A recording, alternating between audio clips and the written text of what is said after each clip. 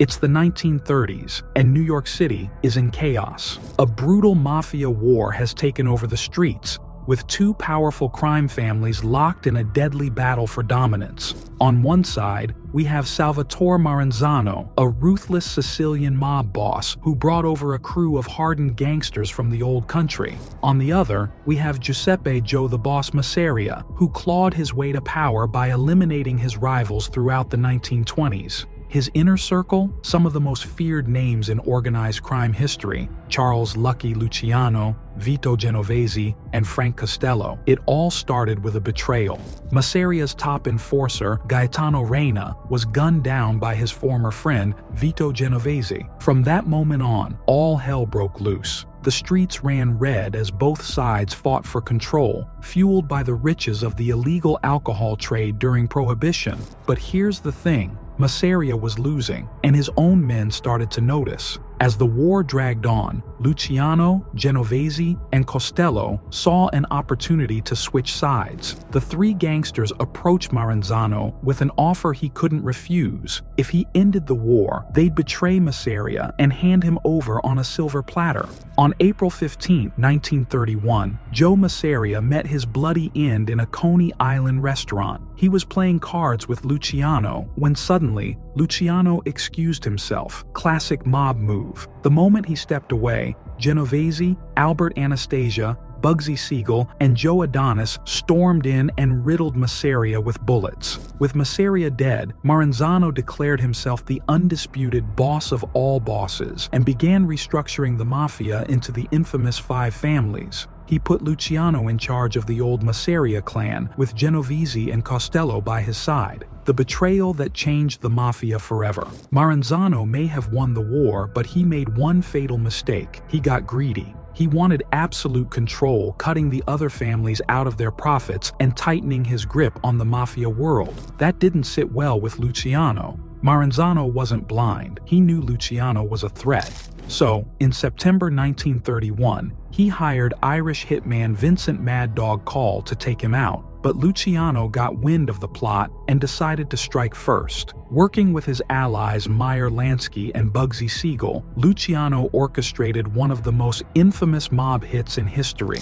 On September 10, 1931, four hitmen disguised as government agents stormed Maranzano's office. They stabbed him multiple times before finishing him off with a hail of bullets. With Maranzano dead, Luciano took complete control. But unlike his predecessors, he wasn't interested in ruling as a dictator. Instead, he formed the Commission, a governing body that allowed all major mafia families to have a say, ensuring that no one boss could hold too much power. Luciano's vision transformed the Mafia from a chaotic gang war into an organized empire. Under his leadership, the Mafia took control of gambling, extortion, bootlegging, drug trafficking, and even labor unions. He became one of the most powerful figures in organized crime history, and he did it all by outsmarting the very men who once ruled over him. In 1935, the notorious Jewish gangster Dutch Schultz made a bold request. He wanted permission to kill Special Prosecutor Thomas E. Dewey.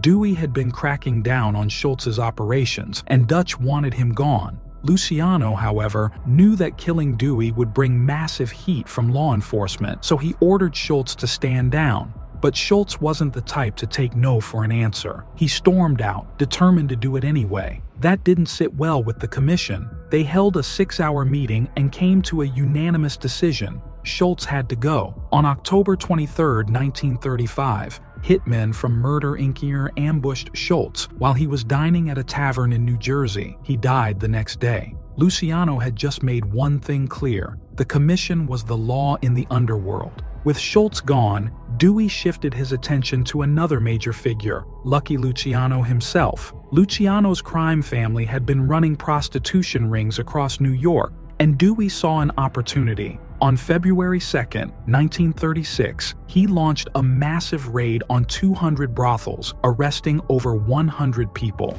Many of them, facing serious jail time, flipped on Luciano and named him as the ringleader. Luciano got tipped off that he was about to be arrested and fled to Hot Springs, Arkansas. But one sharp-eyed New York detective spotted him, and Dewey wasted no time.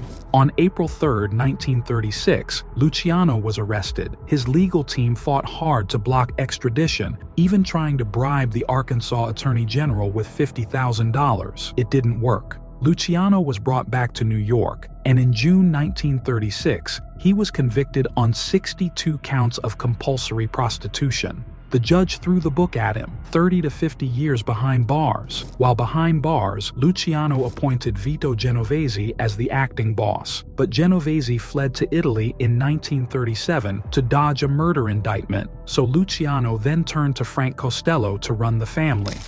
During World War II, the U.S. government found itself in an unusual situation.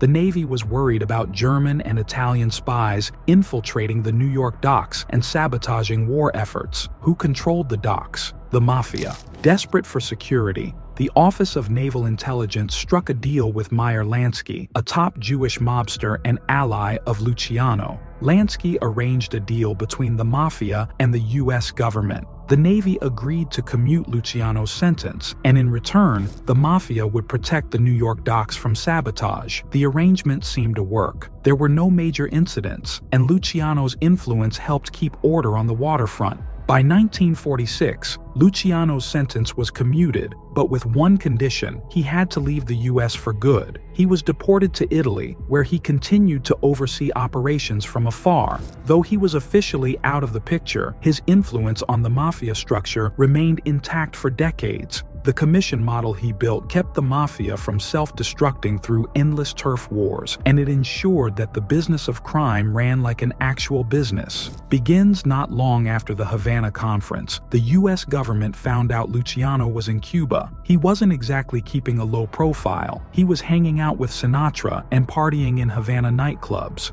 The feds put the squeeze on the Cuban government, threatening to cut off shipments of essential medical drugs. The message was clear: get rid of Luciano or pay the price. On February 21, 1947, Cuban authorities arrested Luciano and set his deportation for 48 hours later. By April 11th, he was back in Italy, placed under intense surveillance. His power was slipping. Over the next few years, he faced multiple arrests, strict restrictions, and constant pressure from both Italian and U.S. law enforcement. The Italian government revoked his passport, banned him from entering Rome, and by 1954, forced him to report to the police every week. Luciano's empire was crumbling. Meanwhile, back in New York, Genovese wasn't done. In 1957, he made his move. With the help of Carlo Gambino, he ordered a hit on Frank Costello, Luciano's longtime friend and acting boss. The shooter, Vincent Gigante, barely missed, but the message was clear. Costello stepped down, and the Luciano crime family was officially renamed the Genovese family. Luciano, stuck in Italy, could only watch as his empire slipped away. The Havana Conference was supposed to be the moment he solidified his power. Instead, it marked the beginning of his downfall and the rise of the next generation of ruthless mafia bosses. Luciano passed away in 1962, but his legacy? It's still alive in the way organized crime operates today. Thanks for watching. Please like the video, press the subscribe button, and also drop your thoughts in the comment section.